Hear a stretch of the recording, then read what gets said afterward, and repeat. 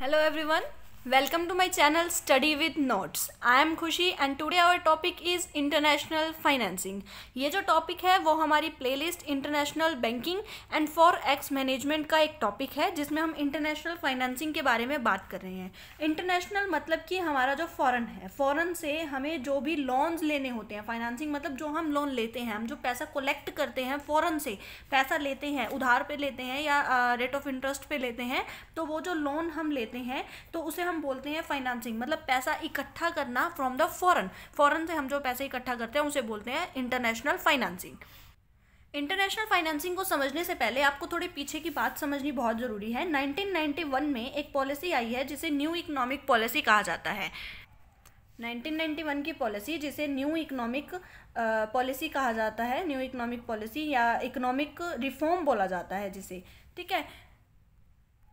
तो भी economic reform या न्यू इकोनॉमिक पॉलिसी क्या है? ये बेसिकली है एलपीजी। इसके बारे में आपने सुना ही होगा, लिबरलाइजेशन, प्राइवेटाइजेशन एंड ग्लोबलाइजेशन। हम यहाँ पर जो बात कर रहे हैं हम वो ग्लोबलाइजेशन की बात कर रहे हैं। मतलब कि हमारी जो कंट्री है वो ग्लोबली ट्रेड करेगा, ग्लोबली हमारी सारी चीज़ें होंगी। तो ग्लोबली हर एक चीज़ होगी तो ग्लोबली हमें एक परमिशन मिली कि हम बाहर की कंट्री से लोन ले सकते हैं या बाहर की कंट्री को लोन दे भी सकते हैं। मतलब ड्राइंग्स एंड लोन्स दोनों ही हम कर सकते हैं, ठीक है। जब हम ये कर सकते हैं तो हमें एक परमिशन मिल गई गवर्नमेंट से कि हम ये सब कुछ कर सकते हैं, लोन ले सकते हैं, ड्राइंग दे सकते हैं। तो ये सब कुछ हम क्या है कर सकते हैं।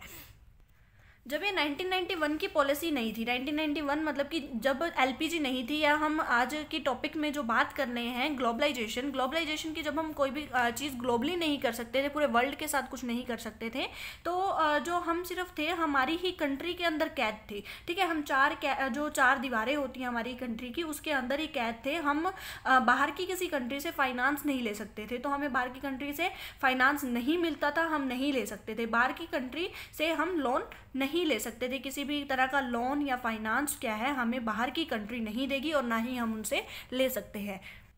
ऐसा क्यों हुआ? लोन नहीं ले सकते, फाइनेंस नहीं ले सकते, क्यों नहीं ले सकते? क्योंकि हमारे 1947 मतलब हमारा जो देश आज़ाद हुआ था उससे पहले जब हमारे जो देश थे वहाँ पर ब्रिटिश थे। हमारे देश में ब्रिटिश आए और ब्रिटिश ने हमें बहुत ज़्यादा एक्सप्लॉयट किया, जिसकी वजह से हमें पता लगा कि जो ब्रिटिश हैं वो किसी भी तरीके से हमारी एक्सप्लॉयटेशन को रोक ही नहीं रहे हैं। इन्होंने यहाँ पर हमारी एक्सप्लॉयटेशन किस तरीके से की? यहाँ पर हमारे एग्रीकल्चर सेक्टर को एक्सप्लॉयट किया, हमारे इंडस्ट्रियल सेक्टर को एक्सप्लॉयट किया और हमारा जो फॉरेन ट्रेड था उसे एक्सप्लॉयट किया। एग्रीकल्चर सेक्टर को एक्सप्लॉयट कैसे किया? इन्होंने सीधी सी हमारे जो रॉ मटेरियल निकलता था, हमारा जो एग्रीकल्चर प्रोडक्ट्स मिलते थे, हमारे जो रॉ मटेरियल था, एग्रीकल्चर जो प्रोडक्ट्स थे एंड जो रॉ मटेरियल था, तो रॉ मटेरियल और एग्रीकल्चर प्रोडक्ट्स को ये सीधा हमारी कंट्री से ब्रिटेन में लेके जाते थे, ताकि ब्रिटेन में ब्रिटिश जो लोग थे, ब्रिटिश जो वहाँ की इंडस्ट्रीज़ थी, ब्रिटेन की जो इंडस्ट्रीज़ थी, वहाँ पर इस रॉ मटेरियल से फिनिश्ड गुड्स तैयार किया जा सके और उस जो फिनिश्ड गुड्स को है वो इंडिया में लाकर ऊंचे दामों में बेचा जा सके, हाई रेट्स में बेचा जा सके। और जो ये लेके जाते थे वो कैसे लेके जाते थे, वो बात आती है इंटरनेशनल जो हमारा फॉरेन ट्रेड है या इंटरनेशनल ट्रेड है। इन्होंने क्या किया? एक तो हैंडीक्राफ्ट बहुत ही फेमस था हमारे इंडिया का, फॉरेन में हैंडीक्राफ्ट बहुत फेमस था। तो इन्होंने क्या किया? इस हैंडीक्राफ्ट को बिल्कुल ही बंद करवा दिया। किस तरीके से? हाई रेट ऑफ इंटरेस्ट लगाकर, ठीक है। हाई रेट ऑफ इंटरेस्ट लगा के इन्होंने हमारे हैंडीक्राफ्ट को ख़त्म किया। फिर बात आती है फॉरेन ट्रेड में हमारा एक्सपोर्ट इम्पोर्ट। इन्होंने क्या किया? एक्सपोर्ट करने पर जो भी चीज़ें हम ब्रिटेन में एक्सपोर्ट कर रहे हैं, जैसे हमने रॉ मटेरियल की बात की है, हमने एग्रीकल्चर प्रोडक्ट्स की बात की है, जैसे कि फूड ग्रेन्स हो गए, कॉटन हो गया या कुछ ऐसी चीज़ें होंगी जिससे वो फिनिश्ड गुड्स बना रहे थे, तो उन चीज़ों पे नो ड्यूटी का इन्होंने एक पॉलिसी कही कि हम एक्सपोर्ट पे किसी भी तरह की ड्यूटी नहीं लगाएंगे जब इंडिया से एक्सपोर्ट होगा कोई भी मटेरियल, कहाँ पर? ब्रिटेन में। या फिर इंपोर्ट की बात करें कि अगर बाहर से जो भी गुड बनाई जाएंगी ब्रिटेन में, तो ब्रिटेन से जब भी इंडिया में कोई चीज़ आएगी तो वहाँ पर भी नो ड्यूटी की इन्होंने कहा गया कि बिल्कुल भी हम ड्यूटी चार्ज नहीं करेंगे। तो हैंडीक्राफ्ट में हाई ड्यूटी लगा के इन्होंने हमारी हैंडीक्राफ्ट को बंद कर दिया, क्योंकि हाई ड्यूटी लगाने से जो रेट है हैंडीक्राफ्ट के वो बहुत ज़्यादा बढ़ गए, जिसकी वजह से फॉरेन में डिमांड डिमांड कम हो गई, फॉरेन के जो लोग हैं उन्होंने खरीदना बंद कर दिया, जिसकी वजह से हैंडीक्राफ्ट खत्म हुई। एक्सपोर्ट और इम्पोर्ट पे भी इन्होंने बहुत ज़्यादा एक्सप्लॉइट किया, क्योंकि एक्सपोर्ट पे भी नो ड्यूटी और इम्पोर्ट पे भी नो ड्यूटी। इसकी वजह से इंडिया को इन्होंने बहुत ज़्यादा एक्सप्लॉइट किया। ये बात थी एग्रीकल्चर सेक्टर और फॉरेन सेक्टर की। इंडस्ट्रियल सेक्टर में इन्होंने क्या किया, इंडस्ट्रीज जितनी भी इंडस्ट्रीज थी उनको ग्रो नहीं होने दिया, क्योंकि वो ये चाहते थे कि हमारा जो प्रोडक्ट्स हो वो इंडिया में बिके। जो भी फॉरेन का जो भी प्रोडक्ट्स होगा वो जो ब्रिटेन का प्रोडक्ट्स होगा वो इंडिया में आके बिके, जिसकी वजह से इंडस्ट्रीज अगर इंडिया में बन गई तो फॉरेन का मटेरियल कोई खरीदेगा नहीं, जिसकी वजह से इन्होंने इंडिया में ही इंडस्ट्रीज को सेटअप होने से मना किया। कुछ ऐसी पॉलिसीज लाई जिसकी वजह से इंडिया में जितनी भी इंडस्ट्रीज थी वो बिल्कुल ही खत्म हो गई, अबॉलिश हो गई, और इनकी जो इंडस्ट्रीज थी उनके प्रोडक्ट्स क्या है इंडिया में बिकने लगे।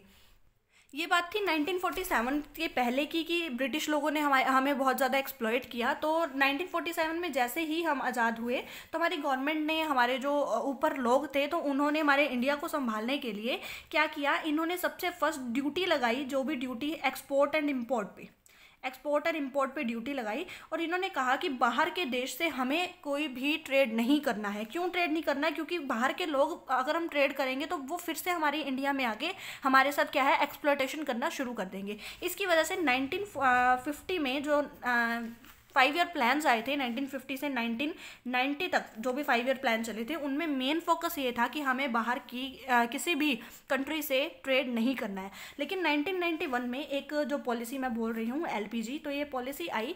इस पॉलिसी में कहा गया कि अगर हम बाहर की कंट्री में ट्रेड नहीं करते तो हम डेवलप नहीं हो पा रहे हैं। यही रीज़न था कि हम डेवलप नहीं हो पा रहे थे, हम बहुत ही बैकवर्ड एंड स्टक इकॉनमी में रह रहे थे, स्टेगनेंट इकॉनमी थी हमारी। इसीलिए LPG पॉलिसी को लाना बहुत ज़रूरी था, जिसमें ग्लोबली हम क्या है ट्रेड कर सके। जी के बारे में हम बात करेंगे। जी मतलब कि ग्लोबलाइजेशन, जिसमें हम इंटरनेशनली हम क्या है ट्रेड कर सके, हम बाहर की कंट्री से पैसा ले सके। तो आज के टाइम में अगर हम बात करें 1991 की पॉलिसी की वजह से ही हम क्या है बाहर से इंटरनेशनल फाइनेंस क्या है ले पा रहे हैं। इंटरनेशनल फाइनेंस कहाँ से ले पा रहे हैं? बाहर से, जो भी बाहर की कंट्रीज़ हैं उनसे पैसा जो है हम इकट्ठा कर पा रहे हैं, और कंट्री की बाउंड्री तक ही आज हम रिस्ट्रिक्टेड नहीं हैं, हम इंटरनेशनली भी अपना ट्रेड कर रहे हैं, अपना फाइनेंस ले रहे हैं, हमें अपने एग्रीकल्चर प्रोडक्ट्स को भी वहाँ तक पहुँचा रहे हैं, जो कि नेसेसिटी गुड्स हैं हमें भेजनी पड़ रही हैं, जैसे कि जूट है और बहुत सारी ऑयल्स, कुछ ऐसी चीज़ें हैं जिनसे ऑयल्स निकलते हैं, तो वहाँ वो चीज़ें हमें क्या है एक्सपोर्ट करनी पड़ रही हैं। और इंडस्ट्रीज़ की जो प्रोडक्ट फिनिश्ड गुड्स होते हैं वो भी हम बाहर एक्सपोर्ट करते हैं। आज के टाइम में जो हमारा इम्पोर्ट है वो ज़्यादा है in comparison to export. Export से इंपोर्ट ज़्यादा है, जो कि अनफेवरेबल सिचुएशन है हमारे इंडिया के लिए, क्योंकि अगर हम एक्सपोर्ट ज़्यादा करते हैं तो हम डेवलप्ड होंगे, लेकिन हमारी कंट्री जो है इंपोर्ट ज़्यादा कर रही है और export in comparison to import कम कर रही है। तो यही रीज़न है हमारी कंट्री के एक बैकवर्ड होने के कारण, बैकवर्ड होना। और अभी डेवलपिंग नेशन चल रहा है, हमारा जो इकॉनमी है, हमारे इंडिया है डेवलपिंग नेशन है। और इंटरनेशनल फाइनेंसिंग की अगर हम बात करें तो इंटरनेशनल फाइनेंसिंग इन्हीं चीज़ों की वजह से ही, मैंने आपको समझाया 1947 से पहले हम कोई भी ट्रेड था तो ब्रिटिश ने एक्सप्लॉइट करने के लिए हमारे साथ ट्रेड किया। उसके बाद हमने 1950 से 1990 तक बिल्कुल भी हमने मना कर दिया, गवर्नमेंट थी उसने मना कर दिया कि हम किसी भी तरह का कोई भी लेन देन नहीं रखेंगे बाहर से। लेकिन जब बाहर से कोई लेन देन नहीं था तो हमें बहुत लॉसेज हुए कि बाहर से कोई ट्रेड नहीं है, हमें प्रॉफिट्स नहीं हो रहे थे। तो LPG पॉलिसी लाए, और जी मतलब ग्लोबलाइजेशन, तो ग्लोबलाइजेशन के थ्रू इंटरनेशनल फाइनेंसिंग का भी एक कंसेप्ट आता है। तो अब अगर हम बात करें कि पहले के टाइम में हम इंटरनेशनल फाइनेंसिंग नहीं ले पाते थे, लेकिन आज के टाइम में हम बात करें, प्रेजेंटली हम बात करें तो प्रेजेंटली हम इंटरनेशनल फाइनेंसिंग ले सकते हैं। ठीक है, हम बाहर किसी भी कंट्री से लोन ले सकते हैं, हम इंटरनेशनली हमारी पहुंच हो गई है, हम बाहर से इकट्ठा कर सकते हैं, लोन इकट्ठा कर सकते हैं, कोई भी पैसा जो भी हमें चाहिए। ठीक है, और अब हम बात करते हैं जो कि इंटरनेशनल हमारे सोर्सेज हैं, हम कहाँ कहाँ से, हमारे जो सोर्सेज हैं, हम कहाँ कहाँ से पैसा ले सकते हैं, हम इंटरनेशनल फाइनेंस कहाँ से ले सकते हैं। तो जो हमारे तरीके हैं, हमारे कुछ ऑर्गेनाइजेशंस हैं जो हमें फ़ंड देती हैं, हमारे सोर्स ऑफ फंड हैं, सोर्स ऑफ फाइनेंसिंग है इंटरनेशनल, तो उसकी हम बात कर रहे हैं। सबसे फर्स्ट जो हमारी बात आती है वो है कमर्शियल बैंक। जो कमर्शियल बैंक है वो हमें इंटरनेशनल लोन देती हैं, इंटरनेशनल फाइनेंस हमें प्रोवाइड करते हैं। फिर कुछ इंटरनेशनल एजेंसीज़ हैं, इंटरनेशनल एजेंसीज़, कुछ इंटरनेशनल एजेंसीज़ हैं एंड डेवलपमेंट बैंक्स हैं, जो हमारे डेवलपमेंट के लिए, हमारे नेशन की डेवलपमेंट के लिए हमें कुछ फंड्स प्रोवाइड करती हैं। थर्ड जो बात आती है वो कुछ कैपिटल मार्केट्स हैं, international capital markets, international capital markets. तो इंटरनेशनल कैपिटल मार्केट्स है जो हमें कुछ फंड्स प्रोवाइड करती हैं, जैसे कि एडीआर होती हैं और जीडीआर होती हैं। एडीआर और जीडीआर की डिटेल वीडियो मैं ऑलरेडी अपलोड कर चुकी हूँ मेरे प्लेलिस्ट में। International banking and forex management की इंटरनेशनल वीडियो में आप देख सकते हैं, international banking and forex management में आप देख सकते हैं। इन शॉर्ट मैं आपको बता देती हूँ, एडीआर मतलब कि जो हमारे अमेरिकन डिपॉजिटरी रिसिप्ट होती है, मतलब कि हम अमेरिका से हमारे जो ले सकते हैं हम कोई भी फंड अगर हमें पैसा चाहिए किसी भी बैंक से चाहिए, जो भी वहाँ के बैंक ऑर्गेनाइज होते हैं, जो कि मैंने इस वीडियो में बताया है, तो वहाँ से हम लोन ले सकते हैं, हम फाइनेंस प्रोवाइड कर सकते हैं, हम ले सकते हैं वहाँ से। ग्लोबली बात करते हैं, हमारे जो नेशंस होते हैं, यूरोप जैसे कि आपको पता ही है एक कॉन्टिनेंट है और इसके अंदर बहुत सारी कंट्रीज आती हैं। तो जितनी भी कंट्रीज हैं वो ग्लोबल का मतलब है कि बहुत सारी कंट्रीज का होना। ग्लोबल का मतलब यहाँ पूरा वर्ल्ड मत समझ लेना, यहाँ पर यूरोपियन कंट्रीज की बात हो रही है। तो यूरोपियन कंट्रीज से भी हम ले सकते हैं, फंड ले सकते हैं, फाइनेंस ले सकते हैं। तो इसलिए एडीआर और जीडीआर इसे बोला जाता है। और एक और होता है फॉरेन करेंसी कन्वर्टिबिलिटी बॉन्ड, इसे बोलते हैं इन शॉर्ट FCCBS, मतलब कि फॉरेन करेंसी कन्वर्टिबिलिटी बॉन्ड्स। तो ये जो बॉन्ड्स होते हैं इनको भी हम फॉरेन करेंसी में कन्वर्ट कर सकते हैं, मतलब कि हम फॉरेन से कोई भी फंड लेकर हम अपनी कंट्री के रुपये में इसको कन्वर्ट कर सकते हैं। फॉरेन जो करेंसी कन्वर्टिबिलिटी, इसकी वीडियो भी मेरी ऑलरेडी अपलोडेड है इसी प्लेलिस्ट में, international banking and forex management की प्लेलिस्ट में, तो आप वो देख सकते हैं अगर आपको वीडियो चाहिए है। तो यहाँ पर बात आती है एडीआर, जीडीआर और फॉरेन करेंसी कन्वर्टिबिलिटी बॉन्ड। जो ये जो चीज़ें होती हैं ये एक तरीके की कैपिटल मार्केट्स हैं, जहाँ से इंटरनेशनली कैपिटल मार्केट्स है जहाँ से हम फंड को ले सकते हैं, हम अपने लोन ले सकते हैं, फाइनेंस क्या है अरेंज कर सकते हैं। इसके बाद हम कुछ बात करते हैं, तो हमारे कुछ सोर्सेज थे जहाँ से हम फंड ले सकते हैं। अब कुछ ऐसी ऑर्गेनाइजेशंस हैं जहाँ से हम फंड्स ले सकते हैं, जैसे कि हमारा जो वर्ल्ड बैंक होता है, वर्ल्ड बैंक से कोई भी कंट्री जो इसके अंदर एज अ मेंबर कंट्री है वर्ल्ड बैंक के अंदर, तो जो भी मेंबर कंट्रीज़ हैं वो वर्ल्ड बैंक से लोन ले सकते हैं, किसी भी तरह का फाइनेंस क्या है ले सकते हैं, अरेंज कर सकते हैं। फिर उसके बाद बात आती है हमारे इंटरनेशनल फाइनेंस कॉरपोरेशन की। इंटरनेशनल फाइनेंस कॉरपोरेशन, जो इंटरनेशनल फाइनेंस कॉरपोरेशन होता है, IFC बोलते हैं जिसे हम, तो ये भी हम यहाँ से भी क्या है फंड प्रोवाइड कर सकते हैं, हम वहाँ से फंड ले सकते हैं, अरेंज कर सकते हैं। अब इसके बारे में एक छोटी सी इन्फॉर्मेशन है कि जो IFC है, इंटरनेशनल फाइनेंस कॉरपोरेशन है, वो इस्टेब्लिश हुई थी जुलाई 1956 में, जुलाई 1956 में। और क्यों इस्टेब्लिश हुई थी कि ये प्रोवाइड कर सके, प्रोवाइड फाइनेंस मतलब कि फंड इन्हें कोई भी लोन है वो प्रोवाइड कर सके to the public sector. Public sector मतलब कि जो गवर्नमेंट का सेक्टर है, जो स्टेट होती है हमारी, state means the public sector और द गवर्नमेंट, मतलब कि तीनों ही नाम होते हैं, state, public sector and government. तो इसको फंड प्रोवाइड करने के लिए, फाइनेंस प्रोवाइड करने के लिए ये जो IFC है, इंटरनेशनल फाइनेंशियल कॉर्पोरेशन है, फाइनेंस कॉर्पोरेशन, इसको इस्टेब्लिश किया गया था जुलाई 1956 में। इसके बाद जो कुछ ऑर्गेनाइजेशंस हैं जहाँ पर लिया जाता है फंड, तो इसके बाद जो फंड होता है वो IMF का नाम सभी ने सुना होगा। IMF हमारा होता है international monetary fund, international monetary fund. तो ये भी IMF जो है उसको भी इस्टेब्लिश किया गया ताकि वो लोगों को और हमारी इकोनॉमी को फंड दे सके, फाइनेंस प्रोवाइड कर सके, ताकि हम क्या है डेवलपमेंट हमारी हो सके या कोई भी जो हमारी नीड है वो हमारी सेटिस्फाई हो सके। फिर नेक्स्ट हमारा आता है कि national bureau of economic research,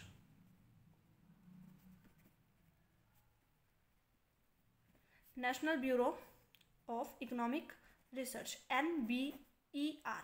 national bureau of economic research भी एक ऐसा इंस्टीट्यूशन है, एक ऐसा ऑर्गेनाइजेशन है, एक ऐसा सोर्स है जहाँ से हम इंटरनेशनल फाइनेंस को ले सकते हैं। तो ये कुछ ऐसे फंड, ऐसे तरीके थे, जैसे कि हमने फर्स्ट वर्ल्ड बैंक, उसके बाद इंटरनेशनल फाइनेंस कॉर्पोरेशन किया, फिर उसके बाद IMF इंटरनेशनल मॉनेटरी फंड किया, उसके बाद national bureau of economic research किया है। तो ये सारे एक वे है, एक ऐसे ऑर्गेनाइजेशन है जहाँ से हमें इंटरनेशनल फाइनेंस मिलता है। नेक्स्ट हम बात करते हैं कि ऐसे कुछ एडवांटेजेस हैं जो हमें इंटरनेशनल फाइनेंस के होते हैं। एडवांटेजेस ऑफ इंटरनेशनल फाइनेंस मतलब कि इंटरनेशनल फाइनेंस के हमें क्या क्या एडवांटेजेस होते हैं, क्या क्या इंपॉर्टेंसेस है इसकी, तो हम उसके बारे में बात करते हैं। सबसे फर्स्ट हम बात करते हैं कि जो ये इंटरनेशनल फाइनेंस, हमने जिन जिन सोर्स की बात की है, जिन जिन सोर्सेज की, जिन जिन ऑर्गेनाइजेशंस की, कि ये जो ऑर्गेनाइजेशंस हैं वो हमें लो रेट ऑफ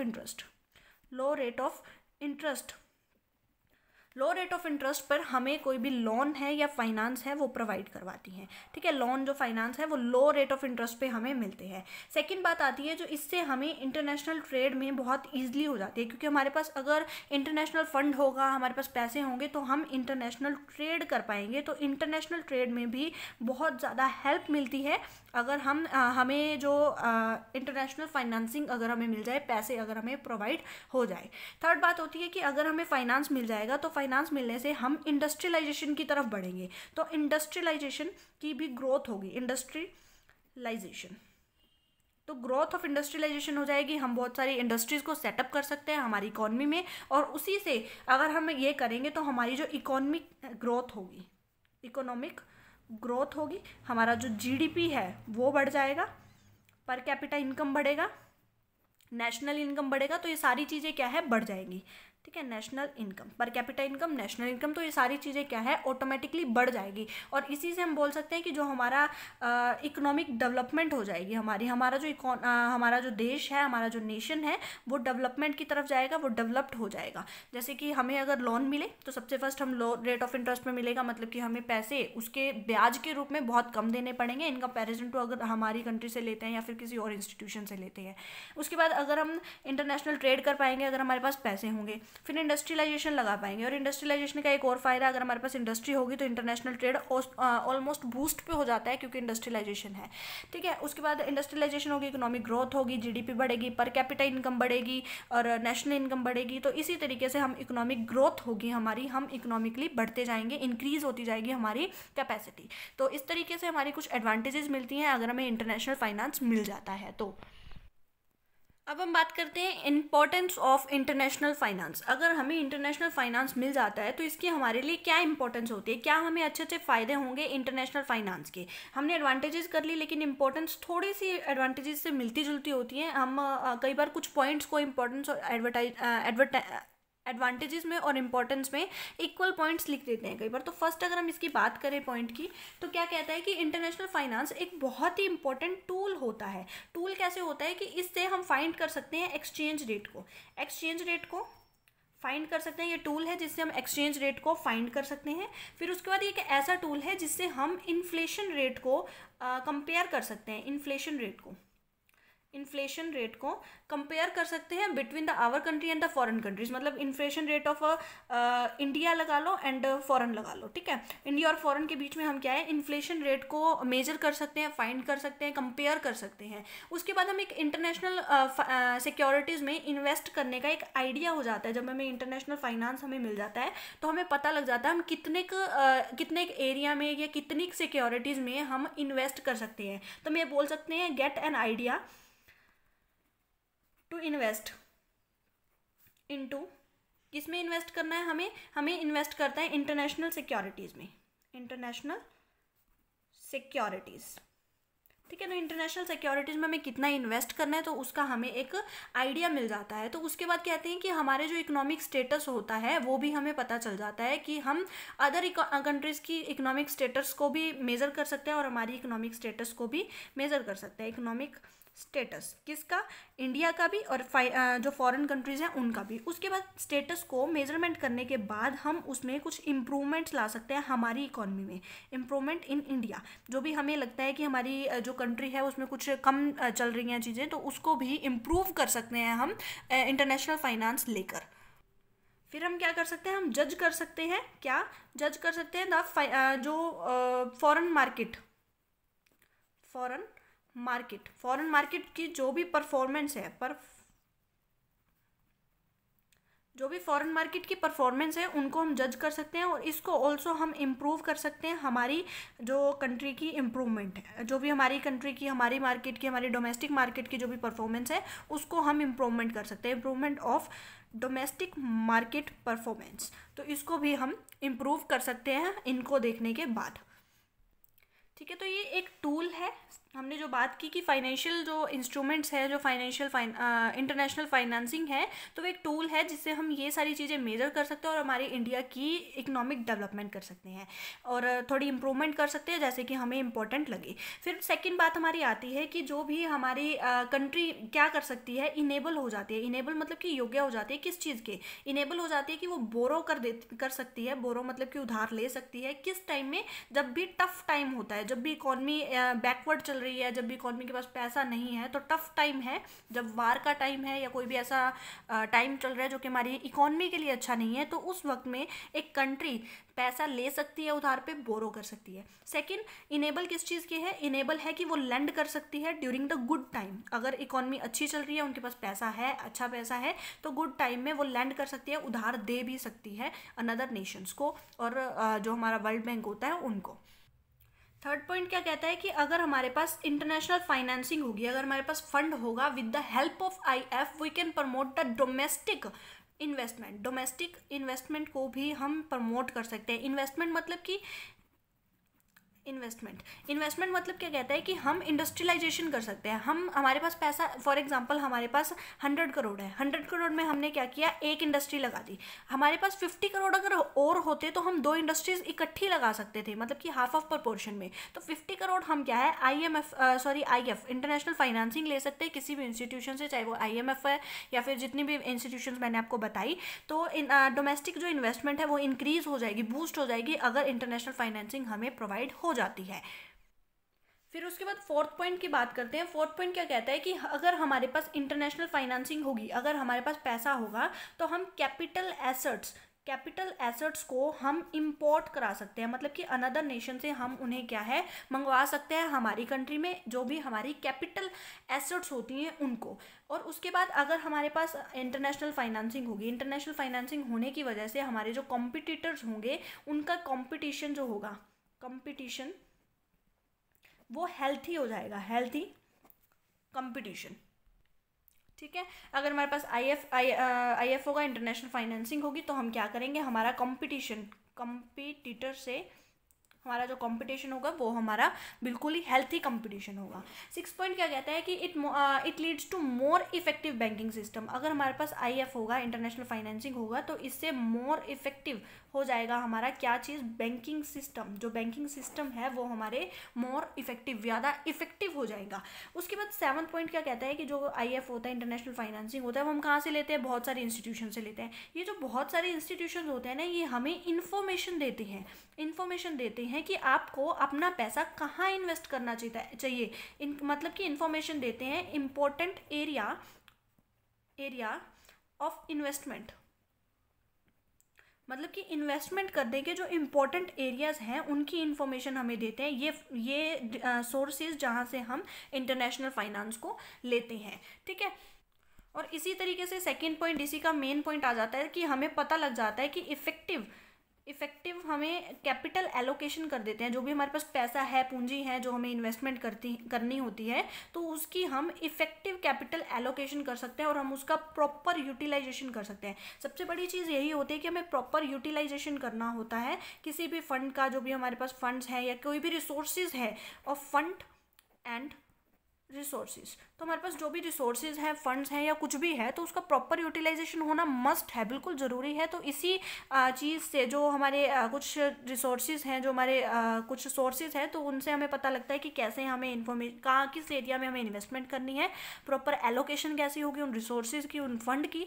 और उसके बाद उसका प्रॉपर यूटिलाइजेशन करना भी हमें कुछ इंस्टीट्यूशन हमें इन्फॉर्मेशन देते हैं, हमें गाइड करते हैं। तो ये चीज़ होती है हमारी इंटरनेशनल फाइनेंस की इम्पोर्टेंसेस। तो ये सारे पॉइंट पॉइंट्स हमने किए, जिसमें हमने कुछ चीज़ें की, जैसे कि हमने इंटरनेशनल रेट का हमें पता लग जाता है, एक्सचेंज रेट का पता लगता है, इन्फ्लेशन रेट का पता लगता है, हमें पता लगता है कि इंटरनेशनल सिक्योरिटी को इन्वेस्ट करना चाहिए नहीं करना चाहिए, हमें आइडिया मिलता है। फिर हमें इकोनॉमिक स्टेटस का पता लगता है, फिर हमें फॉरेन मार्केट परफॉर्मेंस का पता लगता है, और उसके साथ साथ हम क्या है इम्प्रूवमेंट कर सकते हैं हमारी डोमेस्टिक मार्केट परफॉर्मेंस में। फिर हमारी कंट्री लेंड कर सकती है, बोरो कर सकती है टफ टाइम में, और लैंड कर सकती है गुड टाइम में। और उसके बाद आईएफ जो है वो प्रमोट करता है हमारे डोमेस्टिक इन्वेस्टमेंट को, और उसके बाद हम कैपिटल एसेट्स में भी हम इन्वेस्टमेंट कर सकते हैं, अगर हमें करनी है इंपोर्ट कर सकते हैं हम।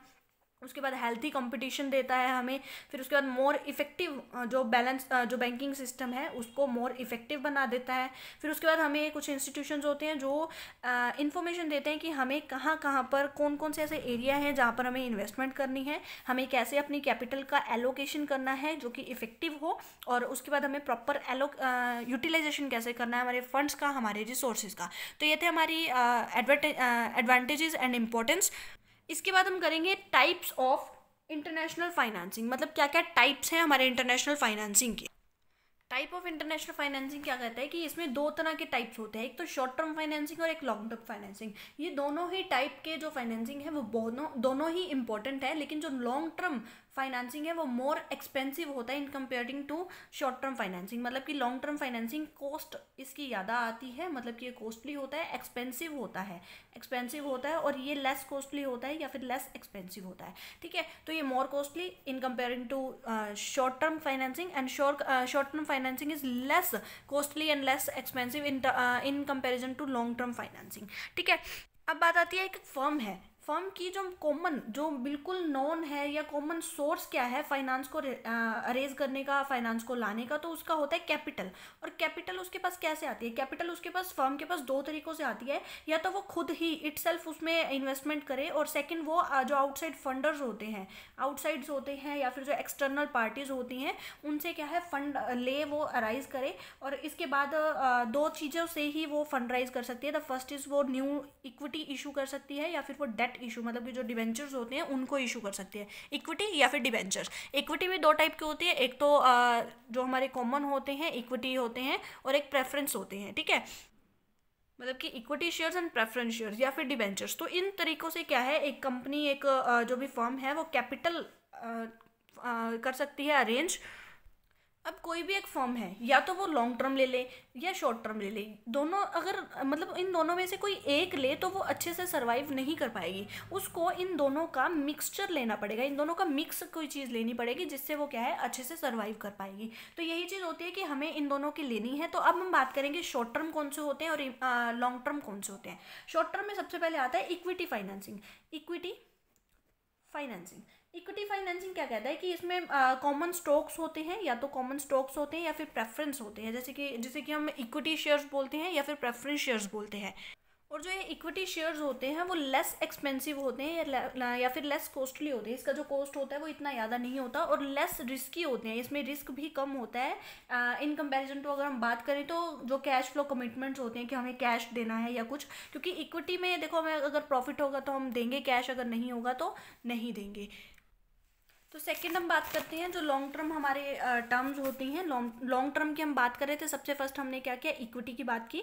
सेकंड जो हमारी बात आ रही है वो है कॉर्पोरेटिव बॉन्ड। कॉर्पोरेटिव बॉन्ड क्या होते हैं? ये एक स्पेशल टाइप के बॉन्ड होते हैं। कॉर्पोरेटिव बॉन्ड एक स्पेशल टाइप के बॉन्ड होते हैं जो कि कोई भी कॉर्पोरेशन जो है वो इशू करती है। क्यों इशू करती है? क्योंकि एक फर्म को क्या है, कलेक्ट करनी है मनी, एफिशिएंटली उसे करनी है मनी। लेकिन अगर एक बिजनेस अगर एक कॉर्पोरेशन है वो क्यों करेगी? क्योंकि उसे अपना जो बिजनेस है वो एक्सपेंड करना है। क्यों उसे पैसे चाहिए? क्योंकि उसे अपने बिजनेस एक्सपेंड करना है। इसी पर्पज से अगर वो पैसे कलेक्ट करता है तो वो कॉर्पोरेट बॉन्ड्स को इशू करके वो अपना क्या है न्यू पैसे क्या है जनरेट कर सकता है। और जो कॉर्पोरेट बॉन्ड्स होते हैं वो लॉन्ग टर्म डेट इंस्ट्रूमेंट है। लॉन्ग टर्म की हम बात कर रहे हैं तो ये लॉन्ग टर्म है, इक्विटी और कॉर्पोरेट बॉन्ड्स। और जो कॉर्पोरेटिव बॉन्ड्स होते हैं उसका जो मिनिमम टाइम ऑफ होल्डिंग है, मतलब कि एक पर्सन अगर कॉर्पोरेटिव बॉन्ड्स को ले लेता है तो उसे कम से कम 1 साल, मतलब कि 1 ईयर उसे एक पर्सन को अपने पास वो जो कॉर्पोरेट बॉन्ड है उसको इशू करना पड़ेगा। 1 साल के बाद ही अगर मेच्योरिटी अगर होगी तो 1 साल के बाद होगी, 1 साल से पहले नहीं हो सकती। मिनिमम जो कॉर्पोरेट बॉन्ड्स की मेच्योरिटी होती है वो 1 साल की बात आती है। कन्वर्टेबल नोट्स, कैपिटल नोट्स जिसे हम बोलते हैं, कैपिटल नोट्स, ये कन्वर्टेबल सिक्योरिटी होती है, इसीलिए मैंने इसे बोला कन्वर्टेबल नोट्स। मतलब ये जो कैपिटल नोट्स होते हैं जो कि लॉन्ग टर्म की हम बात कर रहे हैं, फर्स्ट हमने इक्विटी किया, सेकंड कॉर्पोरेटिव बॉन्ड्स किया, और थर्ड हम बात कर रहे हैं कैपिटल नोट्स। कैपिटल नोट्स एक ऐसे नोट्स होते हैं जो कन्वर्टेबल सिक्योरिटीज़ के नाम से जाने जाते हैं, और इसको हम कन्वर्ट किस में कर सकते हैं, इसको हम शेयर्स में कन्वर्ट कर सकते हैं। ठीक है, ये ईजिली शेयर्स में कन्वर्ट हो जाते हैं, इसलिए इसे कन्वर्टेबल नोट्स या कन्वर्टेबल शेयर्स बोला जाता है। और जो कैपिटल नोट्स होते हैं ये इक्विटी का ही टाइप होता है, इक्विटी का टाइप होता है। और ये जो सिमिलर होते हैं, कैपिटल नोट सिमिलर होते हैं वारंट के, हम वारंट के बोलते हैं, लेकिन जो वारंट्स होते हैं इसको हम ईजिली जो है मैच्योरिटी कर देते हैं। इसकी जो एक्सपायरी डेट होती है, जो मैच्योरिटी होती है वो शॉर्ट टर्म्स की होती है, लेकिन जो कैपिटल नोट्स होती हैं इसकी मैच्योरिटी एक तो लॉन्ग टाइम की होती है, और इसका कोई भी एक्सरसाइज प्राइस नहीं होता है। तो इस तरीके से जो लॉन्ग टर्म हमारे फाइनेंस होती है, लॉन्ग टर्म फाइनेंस, तो उसके ये 3 टाइप्स होते हैं। सेकंड हम बात करते हैं जो हमारे शॉर्ट टर्म फाइनेंस होता है। शॉर्ट टर्म फाइनेंस के क्या क्या पॉइंट्स हैं शॉर्ट टर्म फाइनेंस, ये अब हम करते हैं। सबसे फर्स्ट पॉइंट इसमें क्या कहते हैं, कमर्शियल पेपर। कमर्शियल पेपर, अब बात आती है कमर्शियल पेपर क्या होता है। कमर्शियल पेपर एक प्रोमिसरी नोट होता है, अनसिक्योर्ड प्रोमिसरी नोट होता है, अनसिक्योर्ड प्रोमिसरी नोट। क्योंकि जो ये अनसिक्योर है, क्योंकि इसका जो मैच्योरिटी डेट होती है वो मैच्योरिटी 1 डे से लेके 364 डेज तक का होता है। क्योंकि बात करें शॉर्ट टर्म फाइनेंस की, तो शॉर्ट टर्म फाइनेंस वही फाइनेंस होता है जो हमारा 1 ईयर से बिफोर हमारी जो मैच्योरिटी डेट है वो आ जाए। 1 ईयर से बिफोर आ जाए तो वो शॉर्ट टर्म होता है, जिसे हम वर्किंग कैपिटल फाइनेंस भी बोलते हैं, वर्किंग कैपिटल फाइनेंस बोलते हैं। जो लॉन्ग टर्म होता है ये मोर देन 1 ईयर होता है, मोर देन 1 ईयर। तो 1 ईयर से जब भी ज़्यादा होगा, 1 साल से ज़्यादा होगा तो उसे हम लॉन्ग टर्म फाइनेंस कहेंगे, और अगर 1 साल से कम का होगा तो उसे हम शॉर्ट टर्म फाइनेंस कहेंगे। ठीक है, तो इसी तरीके से जो कमर्शियल पेपर्स होते हैं वो एक अनसिक्योर्ड प्रोमिसरी नोट्स होते हैं, जिसका जो मैच्योरिटी टाइम होता है वो 1 डे से लेके 1 डे टू 364 डेज तक का मैच्योरिटी टाइम होता है। और ये जनरली क्यों लिया जाता है, ये वो कंपनीज या वो लार्ज कॉरपोरेशंस जो होती हैं वो लेती हैं। क्यों लेती हैं, ताकि वो फंड को, मनी को राइज कर सकें। क्योंकि हर एक कंपनी का लोन लेने का या फाइनेंस लेने का मतलब ही यही होता है, ताकि वो अपनी जो भी डेली की नीड्स हैं या लॉन्ग टर्म या शॉर्ट टर्म नीड्स हैं तो उसको कवर कर सके। तो ये शॉर्ट टर्म फाइनेंस है, तो जो जितनी भी शॉर्ट टर्म ऑब्लिगेशंस होते हैं, शॉर्ट टर्म डेट्स होते हैं या शॉर्ट टर्म उनकी पेमेंट्स होती हैं, उसकी पेमेंट करने के लिए जब उन्हें पैसों की नीड पड़ती है तो वो कमर्शियल पेपर के इंस्ट्रूमेंट को इशू करते हैं मार्केट में। इसमें सबसे इंपॉर्टेंट चीज क्या होती है, जो excellent credit rating. Excellent credit rating, ये क्या होता है एक्सीलेंट क्रेडिट रेटिंग?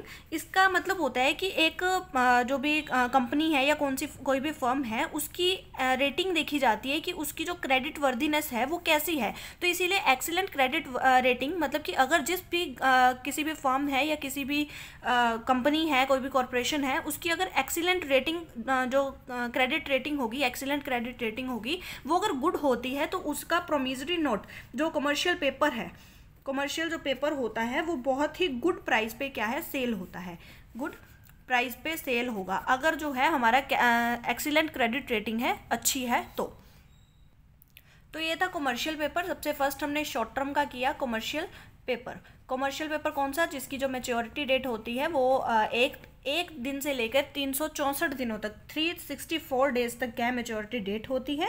ये क्यों किया जाता है, इसका पर्पज़ यही होता है कि हमें फंड राइज करना होता है, किसी भी कंपनी को, कॉरपोरेशन को फंड राइज करना होता है उसके शॉर्ट टर्म ऑब्लिगेशंस को पूरा करने के लिए। उसके बाद क्या कहता है कि जिस भी फर्म की एक्सीलेंट क्रेडिट रेटिंग होगी, अच्छी क्रेडिट रेटिंग जो होगी वो गुड होगी, तो उतना ही प्राइस जो होगा वो अच्छा होगा जब भी सेल करेंगे उस कमर्शियल पेपर को। सेकेंड बात हम करते हैं, हमारा आता है प्रोमिसरी नोट। प्रोमिसरी नोट क्या कहता है कि ये एक निगोशिएबल इंस्ट्रूमेंट है। जो प्रोमिसरी नोट होता है वो एक निगोशिएबल इंस्ट्रूमेंट होता है।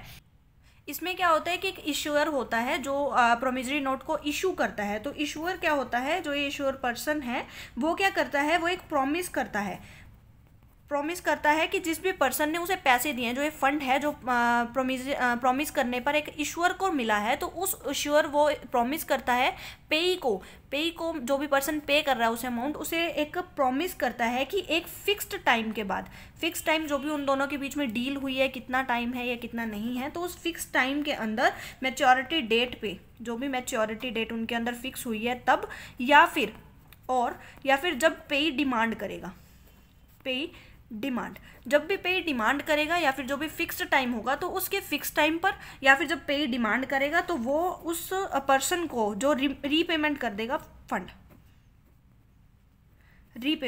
रीपेमेंट कर देगा जितना भी फंड क्या है इशूअर ने लिया है पेई से।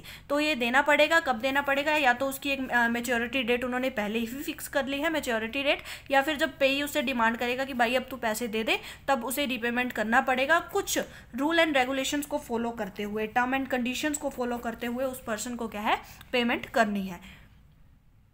थर्ड जो पॉइंट आता है वो है एसेट बेस्ड लोन। ये लोन क्या है, यूजली शॉर्ट टर्म लोन होता है जो कि एक कंपनी के द्वारा लिया जाता है। शॉर्ट टर्म लोन जो कि एसेट के ऊपर लिया जाता है, कंपनी की एसेट के ऊपर लिया जाता है, उसे बोलते हैं हम एसेट बेस्ड लोन। लोन लेना शॉर्ट टर्म, और एसेट मतलब कि एसेट से बेस्ड, मतलब कि एक कंपनी अपनी एसेट को एज अ जैसे गिरवी रखते हैं तो उसी तरीके से एसेट के ऊपर लोन लिया जाता है। ठीक है, इसमें कौन कौन सी एसेट्स इन्वॉल्व होती हैं? जो कॉमनली एसेट्स इन्वॉल्व होती हैं वो होता है रियल इस्टेट होता है, अकाउंट रिसीवेबल होता है जिसे हम AR भी बोलते हैं, अकाउंट रिसीवेबल, और सेकंड हमारा जो इन्वेंट्री होती है, जो हमारा स्टॉक होता है, इन्वेंट्री जिसे हम बोलते हैं स्टॉक, और उसके बाद जो इक्विपमेंट्स होते हैं, हमारी जो कंपनी के पास कुछ इक्विपमेंट्स हैं या कुछ भी टूल्स हैं, तो उनको क्या है एज अ मॉर्गेज रख के हम क्या करते हैं लोन लेते हैं। और ज़रूरी नहीं है कि ये किसी एक ही एसेट को हम क्या है रख के हम लोन लें, हम किसी भी वन एसेट को या फिर हम मिक्सचर ऑफ एसेट या कम्बिनेशन ऑफ एसेट हम बोल सकते हैं। तो कम्बिनेशन ऑफ एसेट या मिक्सचर ऑफ एसेट रख के भी हम क्या है लोन ले सकते हैं। ठीक है, फोर्थ पॉइंट हमारा क्या आता है, रीपरचेजमेंट एग्रीमेंट। रीपरचेज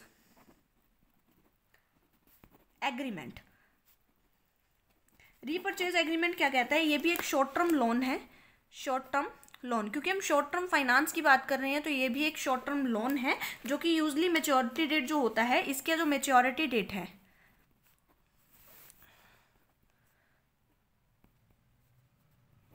जो इसकी मैच्योरिटी डेट होती है वो 2 वीक्स की होती है, या फिर कई बार जो इसकी मैच्योरिटी डेट है वो 1 डे की भी होती है।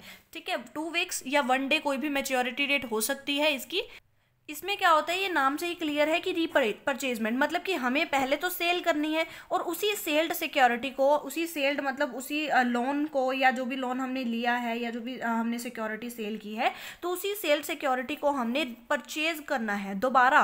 रीपरचेज मतलब कि हमने सेल की हुई एसेट को दोबारा अपने पास ही ले आना है, रीपरचेज कर लेना है। इसमें क्या होगा, जैसे कि हमने पहले किसी से लोन ले लिया, फिर उसको क्या है वही रीपरचेजमेंट ऑफ लोन कर लेंगे या एग्रीमेंट, इसी तरीके से ये क्या है होगा। इसमें जो रीपरचेजमेंट की बात हुई है, रीपरचेजमेंट का एक फिक्स्ड टाइम होगा और एक फिक्स्ड कॉस्ट होगी जो कि देनी ही पड़ेगी जो भी पर्सन रीपरचेज कर रहा है। ठीक है, लास्ट एंड फिफ्थ क्या कहता है कि जो हमारे लेटर ऑफ क्रेडिट्स होती है, लेटर ऑफ क्रेडिट के बारे में आपको पहले ही बता दूं कि इसके लिए एक वीडियो ऑलरेडी अपलोडेड है जो कि मेरी international banking and forex management में मैंने डाली हुई है। इस प्लेलिस्ट में आपको लेटर ऑफ क्रेडिट का एक बहुत ही बड़ी वीडियो, लगभग 45 मिनट से 1 घंटे के बीच की एक ये वीडियो है, तो इसमें मैंने पूरा डिटेल में बताया कि लेटर ऑफ क्रेडिट क्या होता है। इन शॉर्ट यहाँ पे आपको एक पैरा ही लिखना है, लेकिन अगर आपको ये बड़ी वीडियो चाहिए हो तो आप वहाँ से देख लें। एक पैरे में हम क्या लिखेंगे कि जो लेटर ऑफ क्रेडिट होता है ये एक फाइनेंशियल इंस्ट्रूमेंट होता है, फाइनेंशियल इंस्ट्रूमेंट होता है। इसमें एक फाइनेंशियल इंस्टीट्यूट तो होता ही है, लेकिन इसमें एक इंस्टीट्यूशन वर्क करता है। इंस्टीट्यूशन क्या करता है, यहाँ पर एक परचेजर है या फिर हम जिसे बायर बोल सकते हैं, जिसके बिहाफ पे ही ये जो इंस्टीट्यूशन है वो वर्क करेगा, और यहाँ पर एक सेलर होता है। ठीक है, और देखो अब चीज़ क्या होती है कि इंस्टीट्यूशन एक लेटर ऑफ क्रेडिट जारी करता है, यहाँ पर एलसी लेटर ऑफ क्रेडिट जारी करता है एक सेलर को, और ये इंस्टीट्यूशन ये वादा करता है कि अगर बायर ने आपको पेमेंट ऑन टाइम नहीं दी, अगर टाइम पे पेमेंट नहीं दी तो जो पेमेंट बनती होगी तो वो मैं दूंगा। ये जनरली बैंक होता है जो कि एक परचेजर के बिहाफ पे काम करता है। तो ये बैंक सेलर को एक प्रॉमिस करता है कि अगर ऑन टाइम और जितनी भी टर्म एंड कंडीशंस हैं उनको पूरा करते हुए अगर बायर आपको आपकी पेमेंट नहीं देता है, अगर आपको आपके पैसे नहीं देता है, तो ये फिक्स टाइम पर पेमेंट कौन करूंगा, मैं। और उसके बाद मैं उस बायर से अपने आप जैसे मर्जी निकलवाऊं, उससे आपको कोई मतलब नहीं है। मतलब कि जितनी भी पेमेंट्स होंगी वो इंस्टीट्यूशन करेगा बायर को, अगर परचेजर जो है वो फेल्ड हो जाता है पेमेंट करने के लिए। तो ये थे हमारे types of finance. Type of finance में हमने किया टाइप ऑफ फाइनेंस जिसमें हमने किया long term and short term. Long term में हमने सबसे फर्स्ट जो किया वो था हमारा इक्विटी फाइनेंसिंग जिसे हम बोलते हैं फाइनेंसिंग। और सेकंड जो हमने किया वो कॉर्पोरेटिव बॉन्ड थे, कॉर्पोरेट बॉन्ड्स। नेक्स्ट जो था वो हमारा कैपिटल नोट्स थे जो कि एक कन्वर्टिबल होते हैं into shares. And short term की अगर हम बात करें शॉर्ट टर्म फाइनेंस तो उसमें आते हैं कमर्शियल पेपर। कमर्शियल पेपर को मैंने बताया था अनसिक्योर्ड प्रोमिसरी नोट जिसकी एक दिन से लेके 364 डेज तक मैच्योरिटी होती है। सेकंड हमने बात की प्रोमिसरी नोट, ठीक है। उसके बाद हमने बात की जो हमारे एसेट बेस्ड लोन थे, एसेट्स बेस्ड लोन, मतलब कि हमें किसी एसेट को रख के हमें क्या है लोन मिलेगा। उसके बाद रीपरचेजमेंट एग्रीमेंट, रीपरचेज एग्रीमेंट। उसके बाद बात आती है लेटर ऑफ क्रेडिट। तो ये थे हमारे टाइप्स ऑफ फाइनेंस। अब हम करते हैं रोल ऑफ फाइनेंस क्या है। Role of financial international financing. तो इसमें क्या है, सबसे फर्स्ट पॉइंट क्या कहता है कि जो हमारे role of international financial institutions, जो हमारे इंटरनेशनल फाइनेंशियल इंस्टीट्यूशंस हैं, तो उनके रोल क्या है। तो उनके रोल है कि वो रेगुलेट करते हैं हमारे इंटरनेशनल लॉज को, जो भी इंटरनेशनल रूल रेगुलेशंस होते हैं, इंटरनेशनल लॉज होते हैं, जितने भी कानून होते हैं उनको ऑपरेट करते हैं। और जो वो ऑपरेशनल करते हैं एक कंट्री से ज़्यादा, मतलब more than one country, more than one country क्या है वो ऑपरेट करते हैं, ऑपरेशंस करते हैं। ऑपरेशंस मतलब कि वो वर्क करते हैं, उनके ऑपरेशंस होते हैं, ठीक है। ऑपरेशनल वर्क उनका क्या होता है, मोर देन वन कंट्री होता है। वो सिर्फ एक कंट्री तक रिस्ट्रिक्टेड नहीं है, वो एक जगह पर नहीं रह सकते, उनकी क्या है बहुत सारी कंट्रीज में ऑपरेशंस चलते हैं ये इंटरनेशनल फाइनेंशियल इंस्टीट्यूशंस के।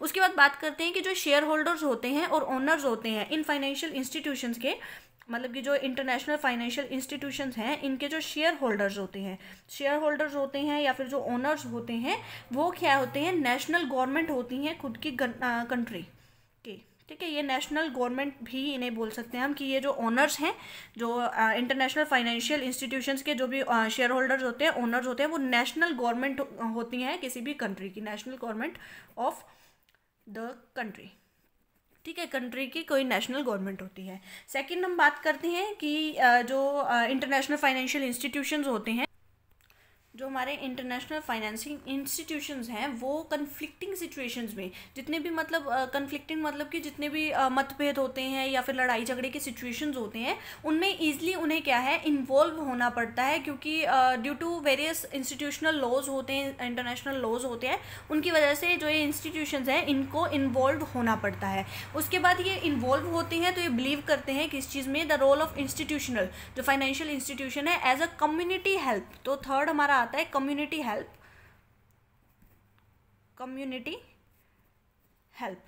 तो कम्युनिटी हेल्प में ये बहुत ही हेल्प करते हैं, तो कंट्रीब्यूट करने में और इम्प्लीमेंटेशन करते हैं जितने भी हमारे इंटरनेशनल ह्यूमैनिटेरियन लॉज होते हैं। तो इंटरनेशनल ह्यूमैनिटेरियन लॉज, तो इंटरनेशनल ह्यूमैनिटेरियन लॉज में ये इम्प्लीमेंटेशन लाते हैं, इन्फोर्समेंट करते हैं, अपना ये कंट्रीब्यूशन देते हैं जो भी IFI है, मतलब इंटरनेशनल फाइनेंस इंस्टीट्यूशंस हैं। फोर्थ पॉइंट क्या कहता है कि हमारे जो यही इंस्टीट्यूशंस होते हैं ये हमारे लॉज को फॉलो करते हैं, इसी तरीके से ये एक यूनाइटेड नेशन को सपोर्ट करते हैं, यूनाइटेड नेशंस की स्पॉट करते हैं और जो भी वायलेशंस होते हैं उनको प्रिवेंट करते हैं। ठीक है, जितने भी वायलेशंस होते हैं उनको प्रिवेंट करते हैं इंटरनेशनल ह्यूमैनिटेरियन लॉ में। ठीक है, ठीक है। तो अब फिफ्थ हमारा पॉइंट क्या आता है, जैसे कि हमारा जो वर्ल्ड बैंक है और जो हमारा आईएमएफ है, आईएमएफ मतलब कि इंटरनेशनल मॉनेटरी फंड, मतलब कि जो हमारा इंटरनेशनल मॉनेटरी फंड है वर्ल्ड बैंक है, तो ये वर्ल्ड बैंक है और जो हमारा इंटरनेशनल मॉनेटरी फंड होता है, जो हमारा आईएमएफ होता है, वो स्पेशलाइज्ड फाइनेंशियल एजेंसीज हैं, स्पेशलाइज्ड फाइनेंशियल एजेंसीज हैं, जिनकी वजह से जो यूनाइटेड नेशंस है वो अपने वर्क जो है, अपने जो फंक्शंस है वो इंडिपेंडेंट वे से कर पाते हैं और जो इंटरनेशनल ऑर्गेनाइजेशंस है ये अपने वर्क पूरे अच्छे तरीके से और इंडिपेंडेंट होकर कर सकते हैं। तो यही कुछ रोल थे हमारे इंटरनेशनल फाइनेंसिंग के, और इसे हम ये भी बोल सकते हैं कि role of international financing institutions के रोल है कि इंस्टीट्यूशन क्या क्या वर्क करता है। सबसे पहले ये रोल प्ले करता है हमारे जो इंटरनेशनल लॉज हैं उनको बनाता है और साथ ही साथ उनको फॉलो करता है, जो भी हमारे लॉज होते हैं, और ये वन कंट्री में ना रह के बहुत सी कंट्रियों के ऑपरेशंस को संभालते हैं। और आईएमएफ के जो शेयर होल्डर्स होते हैं और ओनर्स होते हैं वो हमारे national government of the country होते हैं। और सेकंड जो हमारे आईएमएफ होते हैं वो कन्फ्लिक्टेड सिचुएशंस में हमारे बहुत सी हेल्प करते हैं, वो ईजिली उस सिचुएशन से बाहर निकलते हैं और अपने आप को उस सिचुएशन में इंक्लूड करके चलते हैं, इन्वॉल्व करके चलते हैं। ठीक है, इसी तरीके से हमारे कम्युनिटी हेल्प करती हैं। ये जो आईएमएफ है, सॉरी इंटरनेशनल फाइनेंसिंग इंस्टीट्यूशन है, आईएफआई है, तो वो कम्युनिटी हेल्प करते हैं कंट्रीब्यूशन में, इन्फोर्समेंट करते हैं जो लॉज होते हैं, ह्यूमैनिटेरियन लॉज हैं उनको, और इम्प्लीमेंटेशन भी करते हैं। आईएफआई जो है वो लॉज को हेल्पफुल करता है यूनाइटेड नेशन के सपोर्ट करने में, ताकि जो वायलेशंस हैं उसको प्रिवेंट किया जा सके, ह्यूमैनिटेरियन लॉज के जो वायलेशंस हैं उनको प्रिवेंट किया जा सके। उसके बाद जो आईएमएफ है या वर्ल्ड बैंक है वो क्या करती हैं, वो हमारे फाइनेंशियल एजेंसीज हैं जो यूनाइटेड नेशन के फंक्शंस को हमारे पूरे इंडिपेंडेंट वे से करती है, और जो हमारे इंटरनेशनल ऑर्गेनाइजेशंस होते हैं उनको इंडिपेंडेंट वे से उनका फंक्शन करने में उनकी हेल्प करते हैं। तो ये थे हमारे role of international financing institutions. तो आज के लिए इतना ही इंटरनेशनल फाइनेंसिंग के टॉपिक में। आज हमने किया इंटरनेशनल फाइनेंसिंग क्या होता है, इंटरनेशनल फाइनेंसिंग के सोर्स क्या क्या है, या कौन कौन से ऐसे ऑर्गेनाइजेशन या इंस्टीट्यूट है जो इंटरनेशनल फाइनेंस में हमारी मदद करते हैं। उसके बाद इसकी क्या एडवांटेजेस रही, क्या इसकी इंपॉर्टेंस रही, उसके बारे में हमने बात किया। फिर उसके बाद हमने बात किया कि टाइप्स ऑफ इंटरनेशनल फाइनेंसिंग क्या होता है, दो तरह के होते हैं, शॉर्ट टर्म और लॉन्ग टर्म, इसमें हमने पॉइंट्स किए। उसके बाद हमने किया रोल ऑफ इंटरनेशनल फाइनेंसिंग, या फिर जिसे हम बोल सकते हैं role of international financing institutions. तो ये आज का हमारा टॉपिक था। अगर आपको मेरी वीडियो पसंद आई है तो एक लाइक ज़रूर कर दीजिए, शेयर कर दीजिए अपने दोस्तों के साथ, अपनी फैमिली के साथ। और अगर आपको कोई डाउट रहता है या कोई क्वायरी रहती है, या आप मुझे किसी तरह का कोई ओपिनियन देना चाहते हैं, तो आप ज़रूर शेयर कर सकते हैं। मेरे जो कमेंट सेक्शन है वो आपके लिए हमेशा खुले हैं। और उसके बाद अगर आपने मेरा चैनल अभी तक सब्सक्राइब नहीं किया है तो सब्सक्राइब करके जाइएगा। और thank you so much for listen me very